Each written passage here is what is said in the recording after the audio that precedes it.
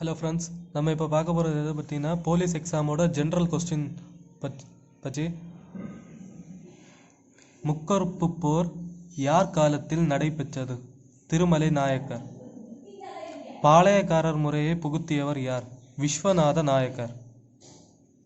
அருணாச்சலேஸ்வரர் கோயிலை கட்டி முடித்தவர் யார்?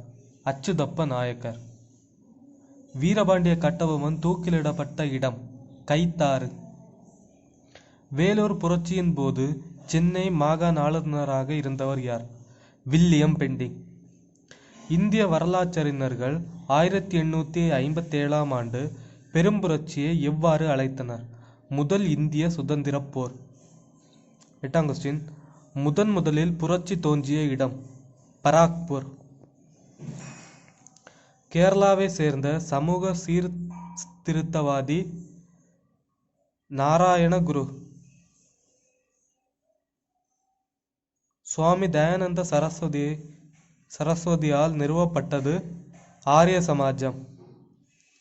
வேடந்தாங்களை நோக்கி செல் என்று கூறியவர் தயானந்த சரஸ்வதி, மூல் சங்கர் இருவருமே.